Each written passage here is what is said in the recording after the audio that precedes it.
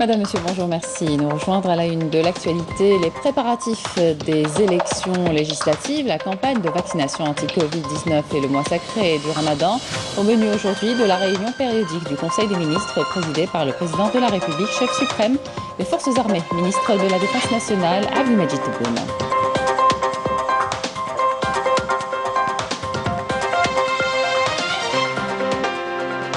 En prévision du mois sacré de Ramadan, les wilayas du sud alimenteront celles du nord en viande bovine. Un premier lot de 11 tonnes a déjà été acheminé. On évoquera également dans le volet agricole la baisse de la production oléicole cette année, notamment à Betna.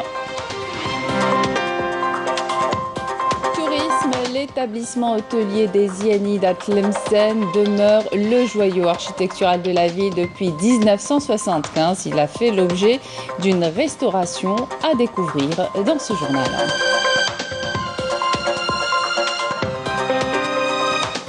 Bienvenue à tous. Le président de la République, chef suprême des forces armées, ministre de la Défense nationale, Abdelmajid Tebboune, préside aujourd'hui la réunion périodique du Conseil des ministres.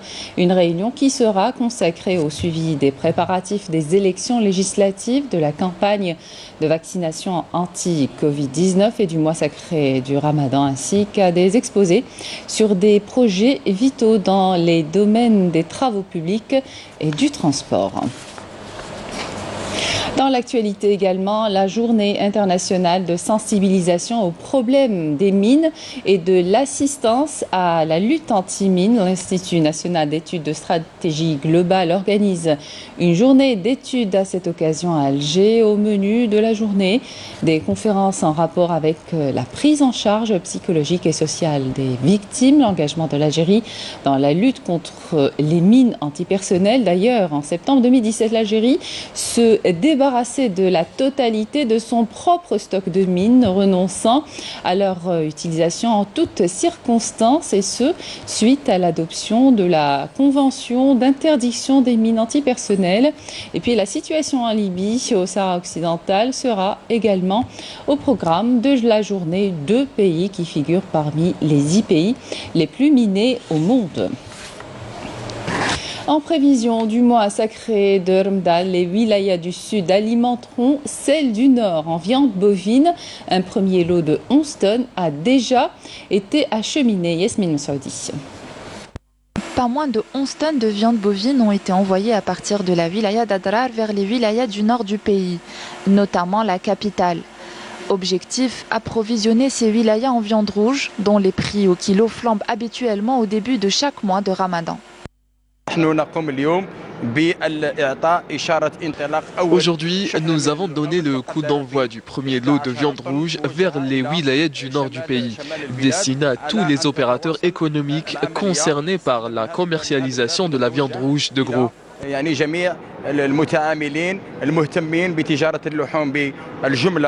Dans le respect total de la chaîne de froid et des règles d'hygiène, cette première expédition a fait l'objet d'une minutieuse préparation en coordination avec les directions locales de l'agriculture et du commerce, ainsi que les services vétérinaires. Cette viande provient de Bourj Beji Mokhtar et de Timyawin. Les vétérinaires veillent à l'inspection complète des bovins avant l'abattage et des carcasses après l'abattage des bêtes.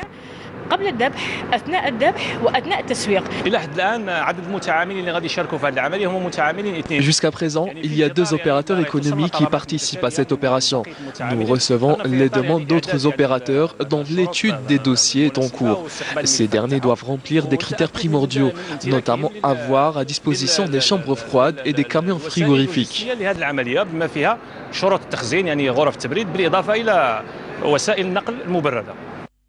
Les wilayas du Nord seront approvisionnés au quotidien depuis les wilayas d'Adrar, Tamanrasset, Ilizi et Tindouf.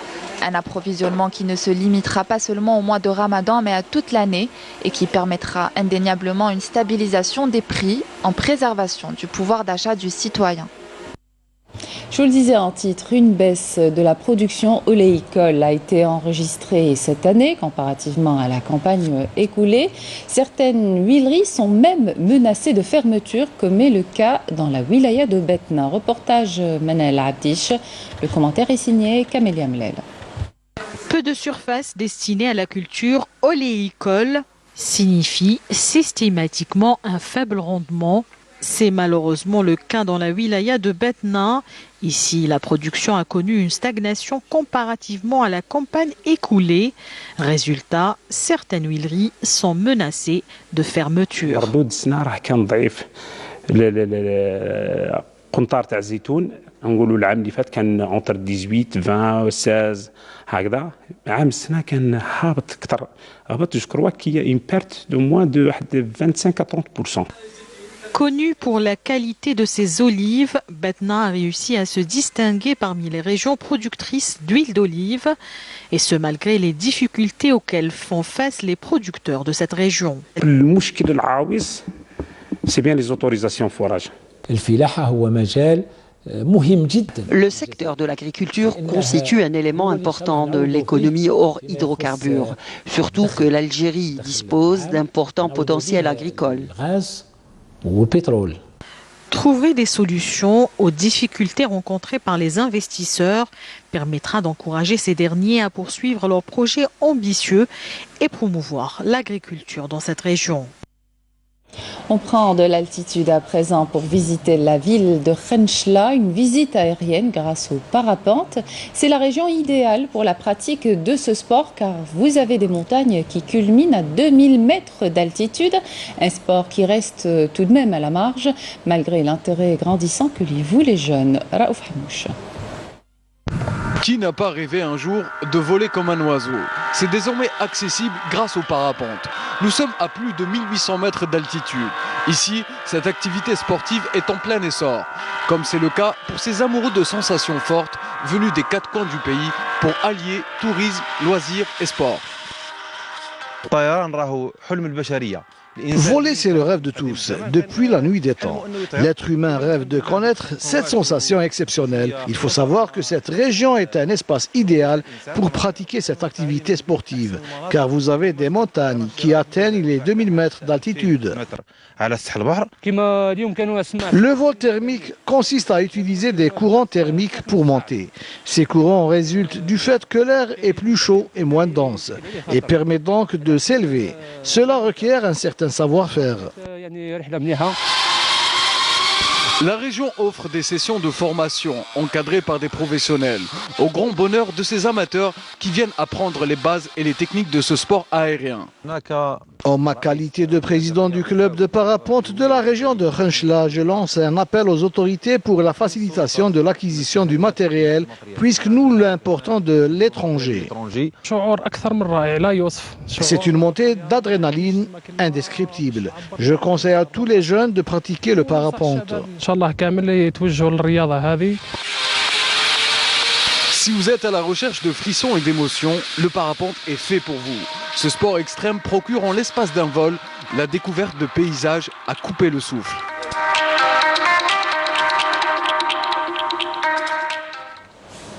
Tourisme, toujours, mais cette fois dans un autre décor qui vous offre un dépaysement total à Oued-Souf, la ville des 1001 coupoles, connue également pour ses palmeraies appelées Ritan, est une destination que beaucoup d'Algériens ont fini par découvrir et c'est d'ailleurs les mesures de confinement, notamment la fermeture des frontières, qui ont favorisé la relance du tourisme local. Rima Mari.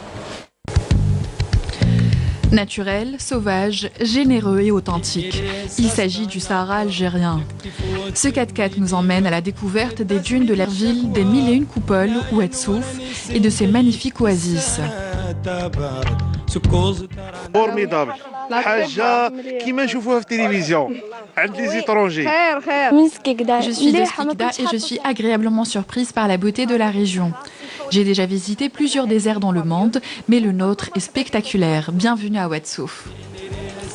Au programme de ce safari au cœur de l'Oued, raid en 4x4, randonnée équestre ou à dos de chameau, ou encore balade en quad. Des animations variées qui laissent place ensuite à des représentations de danse au rythme d'une musique folklorique. Ce périple nous a permis de découvrir de belles choses dans notre Sahara. Nous avons accueilli plus de 600 visiteurs lors du réveillon et plus de 300 pendant les vacances d'hiver et de printemps. Les Algériens renouent vraiment avec le tourisme local. La fermeture des frontières à cause de la pandémie de la Covid-19 aura permis aux Algériens de découvrir des trésors cachés dans ces destinations locales enchanteresses. Et nous vous emmenons également à l'est du pays, plus exactement à Oued Atmenia, découvrir Hammam Gourouz, une station thermale en plein air à Mila, une station prisée par les Algériens en raison de son eau riche en minéraux comme le soufre ou nombreux bienfaits. Walid Yousfi. Nichée au cœur des montagnes de Sidi Qassim, dans la commune de Oued Atmenia, cette station thermale attire les Algériens des 4 coins du pays. Communément appelé Hammam Gourouz, ce bassin naturel est riche en minéraux. Cela serait même, selon certains, à l'origine de ses vertus thérapeutiques. Cette montagne contient une grande quantité de soufre. C'est en grande partie de là que viennent les vertus thérapeutiques de la station thermale. Beaucoup de gens viennent ici pour se ressourcer.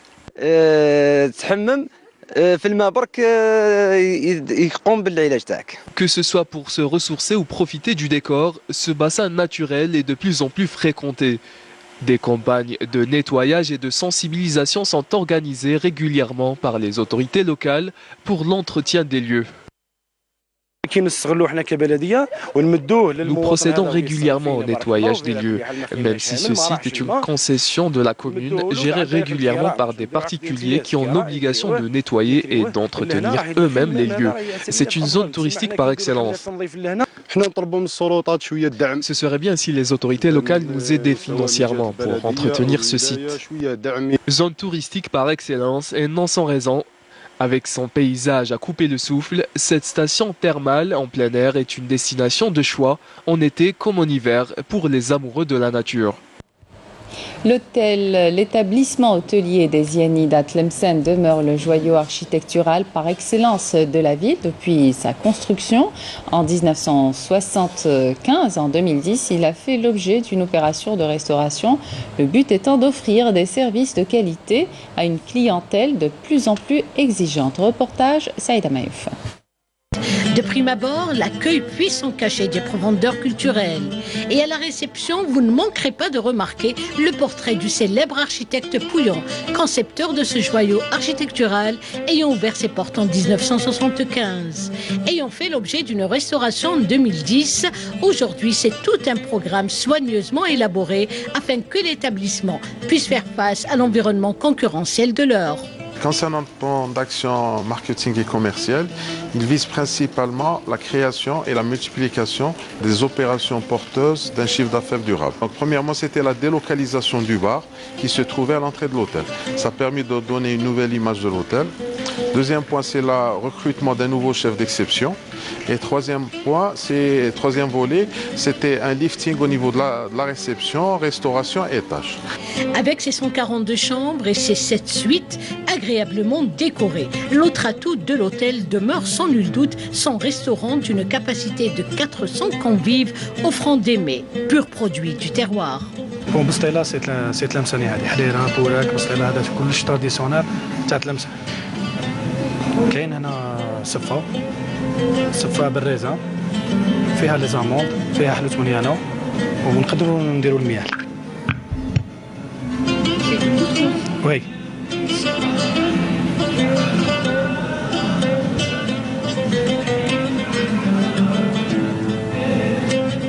Ça se consomme pour les fêtes. نديروها في العراس في ليفات كي يجي عندنا ضيف. احنا كي ما يجي عندنا ضيف نديروا هذا الحلو، نديروا حاجه حلوه، نديروا حريره تلمسانيه، بسطيله حلوه، طاجين حلو، السفه.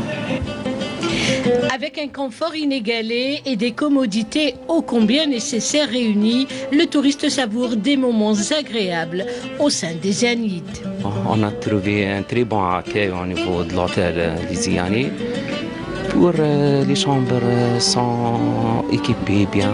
La restauration, le service, il est trop la la grande classe. جينا من خنشلة بون لقيناه فريمون على hauteur لي شومبر هايلين اورغانيزي l'architecture هايلة avec les arcs vraiment on dirait قلت له on dirait احنا في الأندلس vraiment الثقافة تاع البلاد. Avec une architecture hispano-mauresque, une grande piscine et une végétation luxuriante, les Zianides entendent honorer ces 4 étoiles et offrir ainsi un service répondant aux normes internationales. L'essentiel de l'actualité à l'étranger à présent, bref, avec Bouchra Boli. La Turquie a fait état samedi d'un nombre record de nouveaux cas de coronavirus. En 24 heures, 44 756 cas ont été enregistrés selon son ministère de la Santé. La Turquie a commencé la vaccination de masse contre la Covid-19 le 14 janvier dernier. Plus de 9 530 000 personnes ont été vaccinées à ce jour. À Mandalay, deuxième ville de Birmanie, ils étaient une centaine à arrêter leur moto au milieu de la rue pour protester contre le coup d'État militaire. Ces travailleurs du secteur de l'éducation et de la santé ont choisi de manifester à l'aube pour éviter toute confrontation avec les forces de sécurité. En Indonésie, les fidèles de la cathédrale de Jakarta célèbrent le dimanche de Pâques sous haute surveillance suite à un attentat suicide survenu dans une cathédrale la semaine dernière. La manifestation Kill the Bill contre le projet de loi du gouvernement sur la police, la criminalité, les peines et les tribunaux à Londres a dérapé. Des affrontements ont eu lieu entre la police et les manifestants qui rejettent le projet en question en raison des larges pouvoirs qu'il confère à la police en matière de réglementation des manifestations. Quand les rois et les reines d'Égypte quittent le musée du Caire où ils reposaient depuis plus d'un siècle pour rejoindre le musée national de la civilisation égyptienne, cela donne lieu à un déménagement en grande pompe scruté par la planète entière. Une procession de 22 momies transportées à bord de chars noirs ornés de motifs dorés et lumineux rappelant les embarcations funéraires antiques. Le pharaon Sekenenre, surnommé le Courageux, a ouvert la marche de cette parade royale, ou plutôt pharaonique, fermée par Ramsès IX. Au total, 60 motos, 150 chevaux, 330 figurants, 150 musiciens et 150 percussionnistes du ministère de la Défense ont été mobilisés pour l'événement. Un événement qui fait la fierté des Égyptiens, mais qui suscite leurs appréhensions en raison de ce qu'ils appellent la malédiction des pharaons.